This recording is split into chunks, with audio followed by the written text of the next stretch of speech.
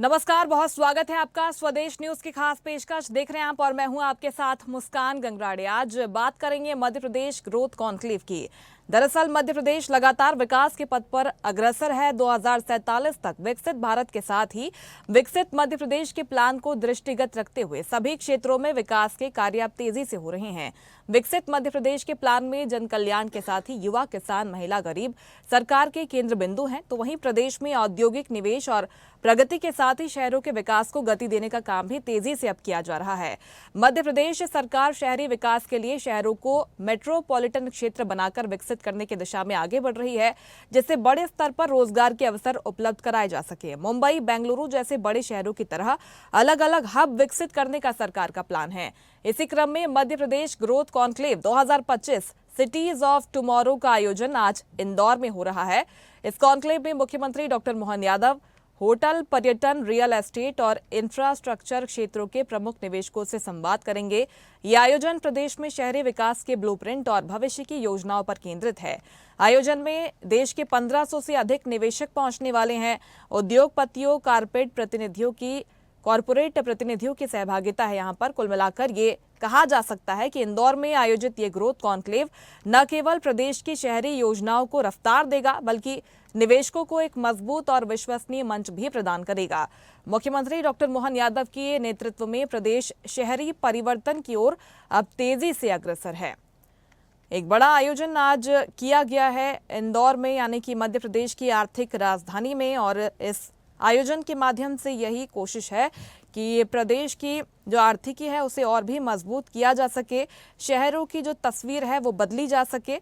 यही कोशिश आज के आयोजन से है। तो मध्य प्रदेश ग्रोथ कॉन्क्लेव से सरकार को क्या उम्मीदें हैं और इसका कितना प्रभाव पड़ने वाला है, इसी को लेकर हम चर्चा करने वाले हैं। फिलहाल दो खास मेहमान हमारे साथ जुड़ गए हैं। बीजेपी प्रवक्ता योगेश गुप्ता हमारे साथ जुड़ गए हैं। योगेश जी, बहुत स्वागत है आपका स्वदेश न्यूज पर। कांग्रेस प्रवक्ता राकेश सिंह यादव हमारे साथ जुड़ गए हैं। राकेश जी, बहुत स्वागत है आपका स्वदेश न्यूज पर। योगेश जी, आपसे मैं शुरुआत करती हूँ। Madhya Pradesh growth conclave cities of tomorrow, नाम से जाहिर होता है कि शहरों के भविष्य को लेकर सरकार प्लानिंग करना चाहती है। इनकी नींव आज के इस आयोजन के माध्यम से मजबूत करने की कोशिश है। कैसे ब्लूप्रिंट शहरों का आगे तय किया जाएगा और क्या उम्मीदें हैं इंदौर से आज? नहीं, देखिए, इंदौर से बहुत सारी उम्मीदें इसलिए हैं कि इंदौर के लिए अभी कुछ ही सप्ताह पूर्व डॉक्टर मोहन यादव जी ने Indore Bhopal metropolitan city plan लेकर आए थे जी। और उसके लिए एक बृहद योजना आप सम्मानित मीडिया के माध्यम से मध्य प्रदेश की जनता के समक्ष रखी थी, जिसमें इंफ्रास्ट्रक्चर डेवलपमेंट से लेकर एम्प्लॉयमेंट से लेकर और इंडस्ट्री कॉन्क्लेव तक का पूरा खाका तैयार किया गया था। तो कहने का तात्पर्य यह है कि जब से डॉक्टर मोहन यादव जी की मुख्यमंत्री पद पर आगमन हुआ है, तब से वो पूरी गंभीरता के साथ मध्य प्रदेश के विकास को लेकर, उसके इंफ्रास्ट्रक्चर को लेकर, मध्य प्रदेश के युवाओं के रोजगार को लेकर, अन्नदाताओं का जो फसल का मूल्य है उसको लेकर, और माँ, बहन, बेटी, महिला सशक्तिकरण को लेकर पूरी गंभीरता के साथ काम कर रहे हैं जी। तो उज्जैन में 2024 फरवरी में जो रीजनल इन्वेस्टर समिट के माध्यम से जो शुरुआत हुई, वो होते होते सभी मध्य प्रदेश के बड़े प्रमुख शहरों से होते होते इंडिया के मेट्रोपॉलिटन सिटी तक पहुंची और तत्पश्चात ग्लोबल इन्वेस्टर मीट मार्च 2025 तक संपन्न हुई, जिसमें 30,777 करोड़ का निवेश आया और लगभग 13 लाख से ज्यादा जॉब अपॉर्चुनिटी सृजन हुई। जिसमें से 238 यूनिटों को 508 हेक्टेयर भूमि का आवंटन भी किया गया और इन यूनिटों का 12,700 करोड़ से ज्यादा का पैसा भी अभी तक लग चुका है। तो ये शुरुआत जो 1.5-2 साल में डॉक्टर मोहन यादव की नेतृत्व में हुई है, मैं समझता हूं कि आगामी कार्यकाल जब तक उनका 2028 तक पूरा होगा, निश्चित रूप से मध्य प्रदेश का भविष्य भी तय होगा और मध्य प्रदेश विकास के रथ पर अग्रसर हो। बिल्कुल, निश्चित तौर पर ये आंकड़े आपने रखे हैं। 2047 का विजन लेकर आगे बढ़ा जा रहा है, इनका कितना प्रभाव है? राकेश सिंह यादव जी, आपसे मेरा सवाल है, लगातार ये कहा जाता है आपकी पार्टी की तरफ से कि ये तमाम आयोजन है सिर्फ और इनका धरातल पर असर दिखाई नहीं देगा, लेकिन जिस तरह से regional industry conclave, global industry conclave, इसके बाद मध्य प्रदेश ग्रोथ इंडस्ट्री कॉन्क्लेव को हम देख पा रहे हैं। क्या उम्मीदें हैं इससे? चलिए, लगता है उनसे संपर्क हो नहीं पा रहा है। हमारे साथ वरिष्ठ पत्रकार देवदत्त दुबे जी जुड़ गए हैं। देवदत्त जी, बहुत स्वागत है आपका स्वदेश न्यूज पर। जिस तरह से आपने देखा है कि इन सालों में प्रयास हो रहे हैं मध्य प्रदेश में निवेश बढ़ाने के लिए, खुद मुख्यमंत्री कमान संभाले हुए हैं, अलग अलग राज्यों में भी वो गए हैं, बेंगलुरु में, सूरत में हमने देखा है। और जिस तरह से कॉन्क्लेव्स के आयोजन हो रहे हैं, हजारों करोड़ के निवेश प्रस्ताव आए हैं, धरातल पर इसका असर देखते हैं आप। आज का जो आयोजन है उससे क्या बदलाव आप देख पा रहे हैं? देवदत्त जी बताइए। चलिए देवदत्त जी, आपकी आवाज़ ठीक तरीके से पहुंच नहीं पा रही है। हमारे साथ कांग्रेस प्रवक्ता राकेश जी जुड़ गए हैं। राकेश जी, मेरा सवाल आपसे यही था कि जिस तरह से प्रयास हो रहे हैं, मध्य प्रदेश सरकार अब शहरों के विकास पर फोकस कर रही है, आपको लगता है इससे बदलाव होंगे? देखिए, अभी तक जितनी भी इन्वेस्टर मीटिंग्स हुई हैं, अनेक हो चुकी हैं। पूर्व मुख्यमंत्री और वर्तमान मुख्यमंत्री के कार्यकाल में भी 2 से 3 हो चुकी हैं, लेकिन धरातल पे कोई उद्योग नहीं आए। जो रोजगार लोगों को मिलना था वो नहीं मिल पाया। लगातार बेरोजगारी की दर बढ़ती जा रही है और 35 लाख से ज्यादा पहुंच चुकी है। पोर्टल पे ही 32 लाख के आसपास बेरोजगार हैं, और अगर उसको सही आंकड़ों में जाते हैं तो वो आंकड़ा 40 लाख के भी पार हो चुका है। इतनी बड़ी बेरोजगारी दर होने के बाद सिर्फ इन्वेस्टर मीट के सहारे ये बोलना कि बहुत सारा यहाँ व्यापार आएगा, रोजगार मिलेगा, इसके पहले भी कई बड़ी कंपनियां मध्य प्रदेश में आई हैं, इंदौर में आई हैं, भोपाल में आई हैं। वहां जो काम करने वाले हैं वो बेंगलोर, नागपुर या अन्य स्टेट से आए हुए लोग काम कर रहे हैं। मध्य प्रदेश के जो युवा हैं उनको सिर्फ वहां लेबर क्लास में या कैंटीन क्लास में काम मिला है। तो ये सोचना पड़ेगा कि जो इन्वेस्ट करने यहाँ आ रहे हैं वो मध्य प्रदेश के युवाओं को पहले प्रथम मौका दें, उसके बाद अगर कोई जगह बचती है तो बाहर के स्टेट के युवाओं को दें। लेकिन इस पर कभी विचार नहीं किया जाता है। सिर्फ एक पॉलिटिकल इन्वेस्टर मीट होती है, उसका प्रोपोगंडा होता है, लेकिन नतीजों पे कभी ये नहीं बताया जाता है कि पिछली इन्वेस्टर मीट में जो हुआ है वो कितने रोजगार मिले, कितने उद्योग लग गए, कितनी जमीन आपने की थी और धरातल पे कितने उद्योग आ पाए। इनके आंकड़े कभी प्रस्तुत नहीं किए जाते हैं। दावे होते हैं, कई दावे लगातार बीजेपी के पूर्व मुख्यमंत्री वर्तमान मुख्यमंत्री भी करते आए हैं कि हमने बहुत कुछ कर दिया है। अगर इतना कुछ कर दिया है तो पोर्टल पर इतने बेरोजगार कैसे दिख रहे हैं? इसका जवाब सरकार को देना चाहिए। मेरे ख्याल से योगेश जी एक लिस्ट लेकर बैठे हैं आंकड़े, इसके पहले भी वो बता रहे थे। योगेश जी, वो बता रहे हैं कि धरातल पर एक भी अगर एमओयू साइन हुआ है तो उसका असर दिखाई नहीं देता है, बेरोजगारी बढ़ रही है। देखिए, क्या होता है कि कांग्रेस के प्रवक्ता जितने भी बैठते हैं डिबेट में, खास तौर से ये मध्य प्रदेश के विकास को लेकर जो विषय इनके पास 3-4 लाइनें रटी रटाइयां होती हैं। ये लोग कभी भी पढ़ लिख कर या आंकड़े एकत्रित कर नहीं बैठते हैं। चूंकि पूर्व मुख्यमंत्री के कार्यकाल के ऊपर भी सवाल उठाए इन्होंने और इस सरकार के ऊपर भी। मैं दोनों के आंकड़े दे रहा हूँ, थोड़ा सा समय आपसे अपेक्षित जी है। मैं जल्दी से अपनी बात करूंगा जी। देखिए, शिवराज जी की सरकार में, ध्यान से सुनिए महोदय, शिवराज जी की सरकार में 5 रीजनल इंडस्ट्री समिट हुई, जिसमें अक्टूबर 2007 में पहली हुई, जिसमें 102 एमओयू साइन हुए, 17,311.19 करोड़ का निवेश आया और 49,750 लोगों को रोजगार पहली समिट। दूसरी अक्टूबर 2010 की लिस्ट बता दीजिए, नामों की लिस्ट बता दीजिए। देखिए मैं आपके बीच में नहीं मैं आपके बीच में है कि अगर झूठ बोल रहे हैं और प्रवक्ताओं पे दोष मंडन कर रहे हैं तो सच भी सुनिए।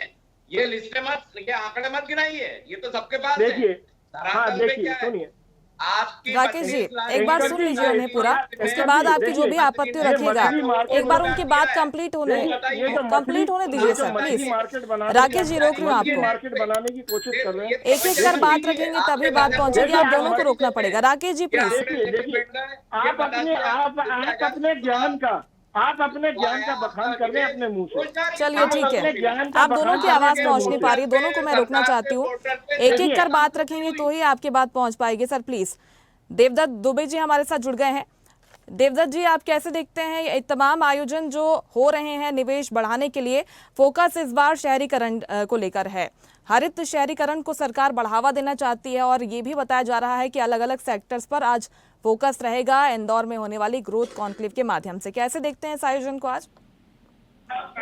देखिए, लगातार प्रयास है। योगेश जी, मैं लौट रही हूँ आपके पास। मुझे पता है आपकी बात इनकम्प्लीट है, लेकिन बाकी गेस्ट को भी मैं जोड़ना चाहती हूँ। मैं लौट रही हूँ आपके पास।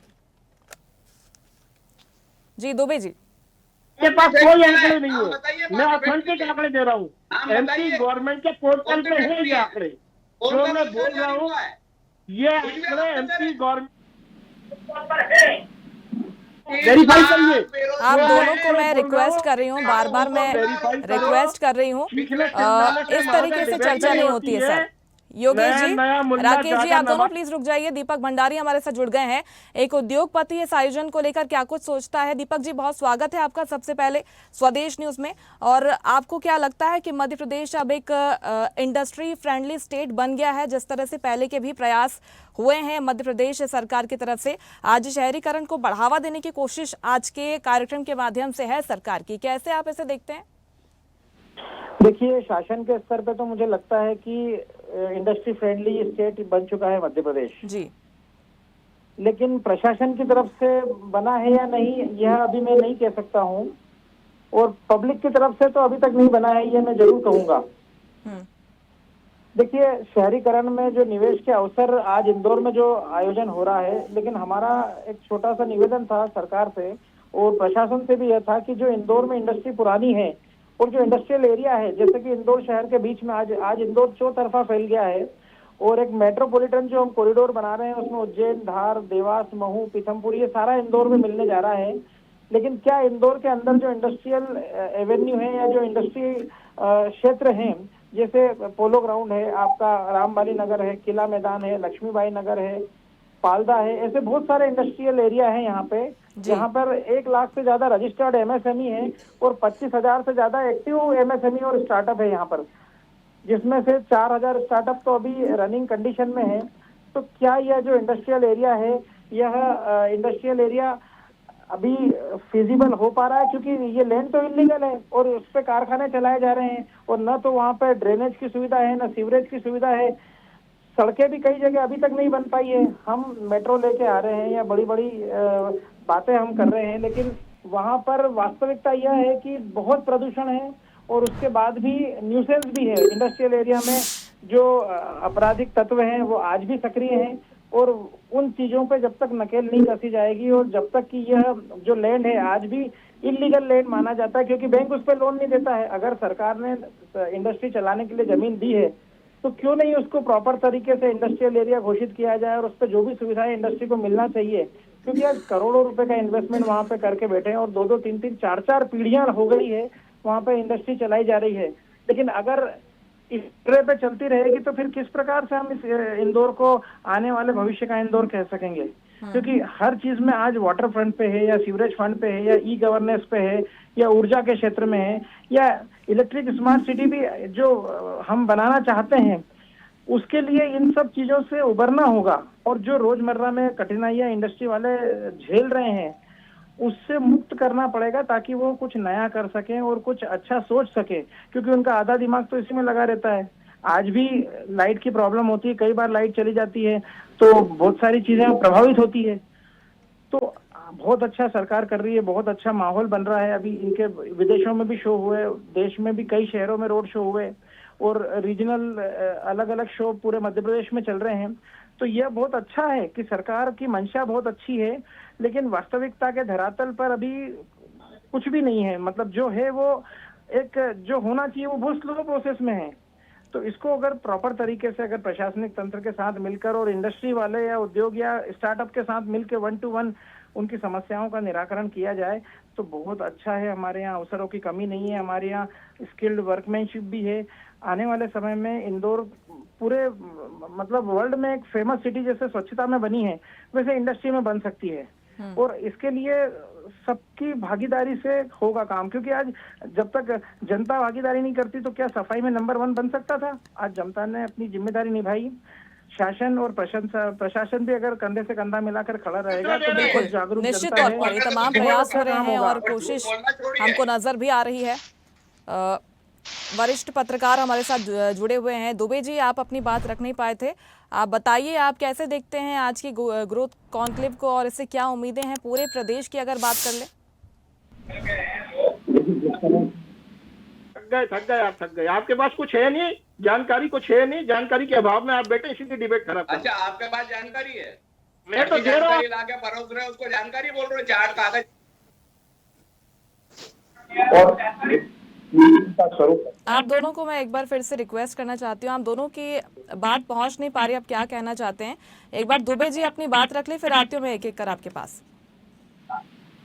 देखिए, जिस तरह से जैसा कि गांव से भी आ पा रहा है, हर गांव खाली है, शहर पर दबाव बढ़ा है।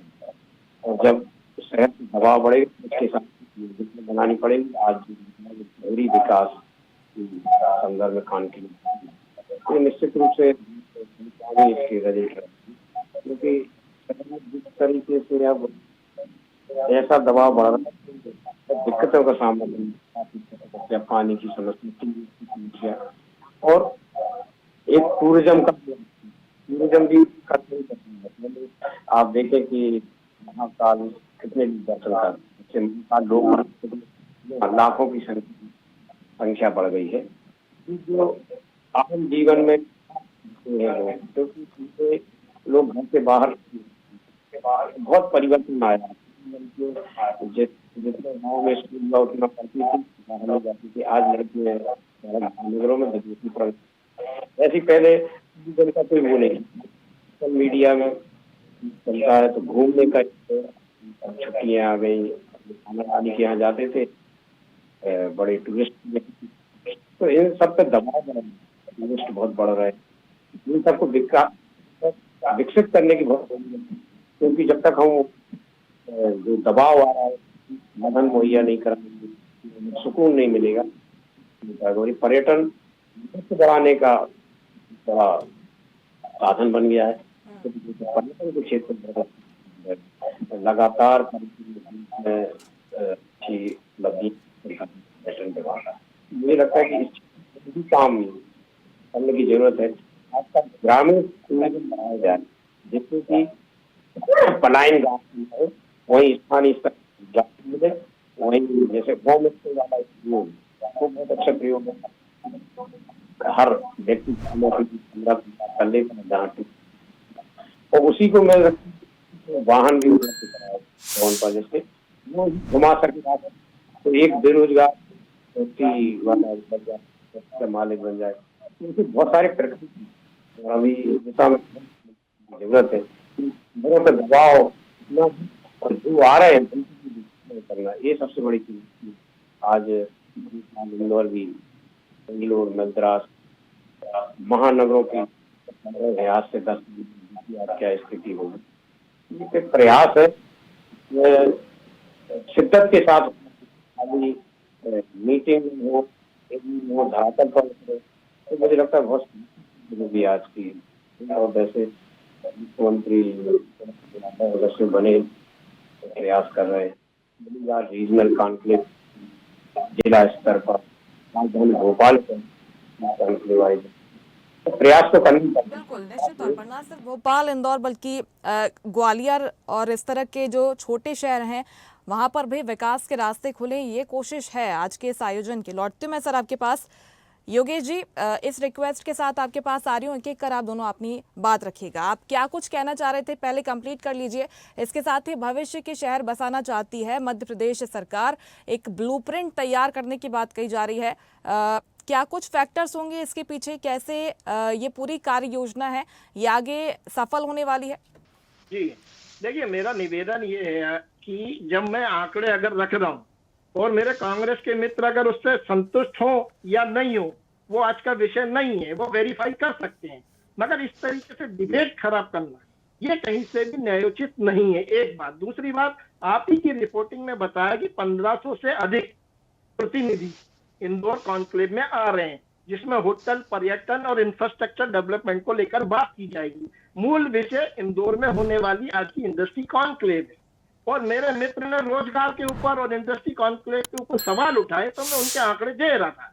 अब वो उससे कितना इत्तेफाक रखते हैं ये मतलब नहीं रखता, लेकिन काम हुआ है, एमपी गवर्नमेंट के पोर्टल पर है। आपके माध्यम से मैं जानना चाहूंगा कि कमलनाथ सरकार में कितने इंडस्ट्री कॉन्क्लेव हुए, कितने लोगों को रोजगार मिला, ढोर चराने की ट्रेनिंग दे रहे थे, युवाओं को 4,000 रुपए स्टाइपेंड देने की बात की गई थी, क्या हुआ महोदय, जरा जवाब दीजिए। और आपके जो दिग्विजय सिंह मिस्टर बंटाधार का जो शासन था उस समय के कुछ आंकड़े आज की सरकार से वेरीफाई कर दीजिए, 4 इंडस्ट्री से हटकर है वो, ये ऑथेंटिक है, आप उनको वेरीफाई करिए। ठीक है, ठीक है। दिग्विजय सिंह सरकार 2003 में मध्य प्रदेश समय की जरा कमी है 3%।